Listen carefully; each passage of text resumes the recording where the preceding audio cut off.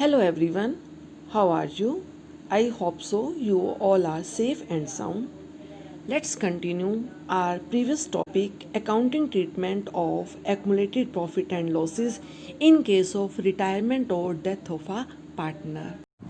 Today we do 28th practical in which A, B, C and D are partner sharing profits in the ratio of 4:3:2:2. C retire and remaining partner decided to share future profits in 5:3:2. A, B, C, D partners, their old ratio is 4:3:2:2. C retire and the new ratio among A, B and D is 5:3:2. On C's retirement, there was a debit balance of P&L of ₹30,800. Past journal entry for treatment of P&L. Listen, debit balance of P&L का मतलब होता है loss, undistributed loss. अगर accumulated profit है तो वो भी partners capital में ट्रांसफर करने हैं, अगर लॉस है तो उन लॉसेस को भी सभी पार्टनर्स में ओल्ड रेशियो में ट्रांसफर करना है, क्योंकि पुरानी फर्म के पुराने प्रॉफिट, पुराने लॉस, पुराने पार्टनर्स में पुरानी रेशियो में ही डिस्ट्रीब्यूट होते हैं, चाहे रेशियो चेंज हो, चाहे एडमिशन हो, चाहे रिटायरमेंट हो। तो इस चैप्टर में 30,800 का P&L का डेबिट बैलेंस है, लॉस है, सी की रिटायरमेंट हो रही है, तो सी की रिटायरमेंट पर हम ये लॉसेस सभी पार्टनर्स में उनकी ओल्ड रेशियो में डिस्ट्रीब्यूट करेंगे। अगर लॉसेस डिस्ट्रीब्यूट करेंगे तो पार्टनर्स की कैपिटल डिक्रीज होगी, decrease in capital, partners capital account debit, hence our entry will be as capital account debit 11,200, B's capital account debit 8,400, C's capital account debit 5,600, D's capital account debit 5,600 to P&L 30,800. Means 30,800 losses divided among all partners in their old ratio. 29th practical. A, B and C are partners sharing profit and losses in the ratio of 2:2:1. A retire and new ratio between B and C is agreed at 3:2. A, B, C, their old ratio 2:2:1. A retire, new ratio B and C 3:2. Past journal entries. Number 1, A case, when workman compensation reserve appear in the books at ₹1,20,000 and there is a claim of ₹1,50,000 against it. Listen, reserve हमारे पास 1,20,000 का है। अगर workers को कोई, ये किस लिए बनाया जाता है, वर्कर्स को कोई क्लेम पे करना पड़े तो हम इस अमाउंट में से पेमेंट कर देंगे, लेकिन यहाँ पे रिजर्व में हमारे पास 1,20,000 है, लेकिन क्लेम हमारा 1,50,000 का है, क्लेम ज़्यादा है, तो जो एक्सेस अमाउंट है वो अमाउंट हम रिवैल्यूएशन अकाउंट से चार्ज करेंगे। तो 1,20,000 का तो हमारे पास रिजर्व है, बट हमने पेमेंट कितनी करनी है, प्रोविज़न कितने का बनाना है, 1,50,000 का। तो इस प्रकार हमारी एंट्री क्या होगी, lesson, workman compensation reserve account debit 1,20,000 हमारे पास पड़े हैं, वहाँ से ले लेंगे, बट हमारा प्रोविज़न कितने का बनेगा, 1,50,000 का। तो प्रोविज़न 1,50,000, जो 30,000 एक्सेस पेमेंट करनी है उसके लिए हम रिवैल्यूएशन अकाउंट को डेबिट करेंगे। तो इस प्रकार हमारी एंट्री क्या बनेगी, workman compensation reserve account debit 1,20,000, revaluation account debit 30,000 to provision for workman compensation 1,50,000। अब ये 30,000 का लॉस है, इस लॉस को हमने पार्टनर्स में डिस्ट्रीब्यूट करना है, ट्रांसफर करना है। रिवैल्यूएशन का प्रॉफिट और लॉस ओल्ड पार्टनर्स में ट्रांसफर किया जाता है। ओल्ड पार्टनर्स कौन कौन है, ए, बी, सी। तो इस प्रकार हमारी इस लॉस को ट्रांसफर करने की एंट्री क्या बनेगी, as capital account debit B is capital account debit, C is capital account debit to revaluation 30,000 in old ratio. Old ratio is 2:2:1 means 12,000 A, B 12,000 and 6,000 C. तो इस प्रकार हम इस अकाउंट को क्लोज करेंगे। इसी सम में B part investment fluctuation reserve appears at ₹40,000 when investment market value ₹1 lakh appears at ₹85,000। Listen, investment fluctuation reserve क्यों बनाते हैं? ताकि इन्वेस्टमेंट की वैल्यू में कुछ डाउन होने के कारण कोई भी लॉस होता है तो वो लॉस हम इस रिजर्व में से कंपनसेट करते हैं। Means losses due to fluctuation in the value of investment, that loss will be compensated from the investment fluctuation reserve 40,000, इसी में से करेंगे हम। अब देखो, इन्वेस्टमेंट की मार्केट वैल्यू तो है 1 लाख, लेकिन इन्वेस्टमेंट बुक्स के अंदर अपीयर कितने से है? 85,000 से। यानी कि इसका मतलब क्या है कि बुक वैल्यू तो है 85 लेकिन उसकी मार्केट वैल्यू है 1 लाख। हमें यहाँ पर इन्वेस्टमेंट के बिहाफ पे कोई लॉस नहीं हुआ, बल्कि हमें तो प्रॉफिट हो रहा है कि हमारी बुक्स में इन्वेस्टमेंट की वैल्यू 85,000 है लेकिन उसकी मार्केट वैल्यू 1 लाख है। तो इस प्रकार ये इन्वेस्टमेंट फ्लक्चुएशन रिजर्व जो बुक्स के अंदर अपीयर है, ये हमारा एक्मुलेटेड प्रॉफिट है। तो इस प्रॉफिट को हम पहले ऑल पार्टनर्स में ओल्ड रेशियो में ट्रांसफर करेंगे। तो इस रिजर्व को ट्रांसफर करने की हमारी एंट्री बनेगी investment fluctuation reserve account debit to A's capital, to B's capital, to C's capital 40,000 in old ratio 16,000 and 8,000, क्योंकि ये हमारा एक्मुलेटेड प्रॉफिट है और इसमें हमें इन्वेस्टमेंट के बिहाफ पे कोई लॉस नहीं हुआ तो हमने यहाँ से कुछ भी चार्ज नहीं करना। ये सारा अनडिस्ट्रीब्यूटेड प्रॉफिट पहले पार्टनर्स में ट्रांसफर करेंगे। उसके बाद हम देखते हैं कि हमारी इन्वेस्टमेंट की मार्केट वैल्यू तो 1 लाख है लेकिन बुक्स के अंदर उसकी वैल्यू 85,000 है। तो इन दोनों को अगर हम कंपेयर करते हैं तो हमें यहाँ पे इन्वेस्टमेंट के बिहाफ पे 15,000 का प्रॉफिट हो रहा है। तो पहला स्टेप, अगर हमें एसेट्स के बिहाफ पे कोई भी प्रॉफिट या लॉस होता है तो पहले वो प्रॉफिट और लॉस रिवैल्यूएशन अकाउंट में ट्रांसफर किया जाएगा।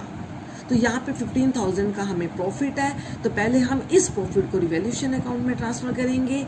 अगर प्रॉफिट होता है तो रिवैल्यूएशन अकाउंट क्रेडिट, अगर लॉस है तो रिवैल्यूएशन अकाउंट डेबिट। तो हमारी क्या एंट्री बनेगी?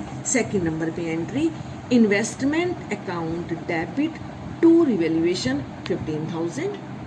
अब इस प्रॉफिट को हम ऑल पार्टनर्स की कैपिटल में ट्रांसफर करेंगे। प्रॉफिट ट्रांसफर करने की हमारी एंट्री क्या हो जाएगी? Revaluation account debit 15,000 to A's capital, to B's capital, to C's capital in old ratio, that is 2:2:1 means 6,000, 6,000 and 3,000. Let's do our 30th practical in which A, B and C are partners. Their old ratio is 3:2:1. C retire and new ratio between A and B is 3:1. In the books, general reserve appears at ₹1 lakh, P&L account balance at ₹45,000 and advertisement suspense account ₹25,000. Pass the necessary single adjusting entry. अब हमें सम के अंदर कह रहा है कि single adjusting entry पास करनी है। एडजस्टिंग एंट्री जब भी पास करने के लिए कहें तो इसका मतलब हमने बिल्कुल गुडविल की तरह एंट्री पास करनी है, गेनर डेबिट टू सेक्रीफाइसर। यानी कि हमने इन प्रॉफिट्स को, ये दोनों प्रॉफिट हैं, एडवर्टीजमेंट सस्पेंस अकाउंट हमारा क्या होता है? लॉस। इसको हमने पार्टनर्स की कैपिटल में ट्रांसफर नहीं करना, पार्टनर्स की कैपिटल को क्रेडिट या डेबिट नहीं करना, हमने इनके बिहाफ पे एडजस्टिंग एंट्री पास करनी है, सिंगल एडजस्टिंग एंट्री। तो अब हम देखो सबसे पहले इसका नेट इफेक्ट निकालेंगे कि नेट इफेक्ट क्या पड़ रहा है। Listen, calculation of net effect, general reserve 1 lakh plus P&L 45,000, advertisement suspense हमारा लॉस होता है तो इसको माइनस करेंगे, माइनस एडवर्टीजमेंट सस्पेंस अकाउंट 25,000। तो इस प्रकार हमारा नेट इफेक्ट आएगा 1,20,000।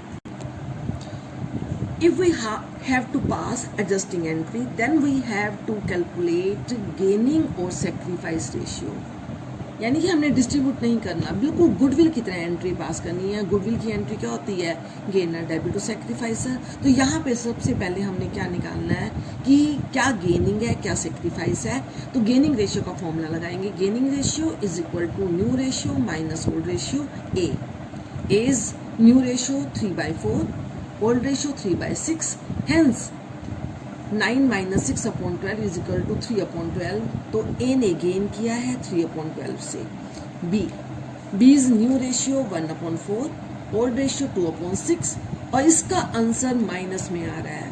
फॉर्मूला लगाया हमने गेनिंग रेशियो का, लेकिन इसका जो एंड है, जो इसका फाइनल रिजल्ट है वो माइनस में आ रहा है. इसका मतलब B सैक्रिफाइसर है. तो यहाँ पर अब हमारी क्या एंट्री होगी? इनके बिहाफ पे नेट इफेक्ट हमने कैलकुलेट किया था 1,20,000. उसके बिहाफ पे हमारी एंट्री क्या होगी? Gainer, debit to sacrificer. यहाँ पे सिर्फ ए गेनर है, बी ने सैक्रिफाइस किया, सी रिटायरमेंट ले रहा है, वो वैसे सैक्रिफाइस करके जा रहा है. तो हमारी एंट्री क्या बनेगी? As capital account debit to B's capital to C's capital. तो 1,20,000 इंटू 3/12 30,000. बी ने 1/12 से सेक्रीफाइस किया है, तो 1,20,000 इंटू 1/12 10,000. सीज कैपिटल, सी का शेयर 1/6 है, हमने ऑलरेडी देखा हुआ है पहले. 1,20,000 इंटू 1/6 20,000. तो इस प्रकार हम इनकी एक्युमुलेटेड प्रॉफिट और लॉसेस की एडजस्टिंग एंट्री पास करेंगे. हमने इनको डिस्ट्रीब्यूट नहीं करना. Now we start 31st practical in which A, B and C are partners. Their old ratio is 5:3:2. C retires and A and B agree to future profit in the ratio 6:4. Listen, the first step. If old ratio and new ratio both are given, then we have to calculate the gaining ratio. Gaining ratio is new ratio minus old ratio. तो यहाँ पे हम gaining ratio निकालेंगे. तो gaining ratio यहाँ पे 1/10 is to 1/10 यानी कि 1:1 आ रही है. अब वो हमें आगे गुडविल के लिए कह रहा है कि गुडविल की कैसे कैलकुलेशन करनी है. Goodwill is to be taken at 2-year purchase of average profit of 5 years. तो अब हम क्या निकालेंगे? पहले 5 years के प्रॉफिट्स की एवरेज निकालेंगे. तो average profit 10,000 plus 25,000. Third year का लॉस है तो माइनस करेंगे. Plus 36,000 plus 44,000 divided by 5. तो इस प्रकार हमारे पास ये 5 से डिवाइड करके एवरेज प्रॉफिट कितने आएंगे? ₹20,000. गुडविल क्या कह रहा है? Average profit at 2-year purchase. तो एवरेज प्रॉफिट 20,000 है into number of year purchase 2. तो 20,000 इंटू 2 इज इक्वल टू 40,000. ये हमारी टोटल गुडविल है. अब हमने क्या करना है? रिटायरिंग पार्टनर का शेयर निकालना है. और रिटायरिंग पार्टनर का शेयर क्या है? 2/10. तो सीज शेयर 2/10 ऑफ 40,000 मीन्स ₹8,000. अब हम इसकी गुडविल की एंट्री पास करेंगे. गुडविल की हमेशा एडजस्टिंग एंट्री पास होती है. और वो क्या एंट्री होती है? Gainer, debit to sacrificer. तो यहाँ पे सी की रिटायरमेंट पे गेनर कौन है? ए और बी. और उनकी गेनिंग रेशियो क्या है? 1:1. तो हमारी एंट्री क्या होगी?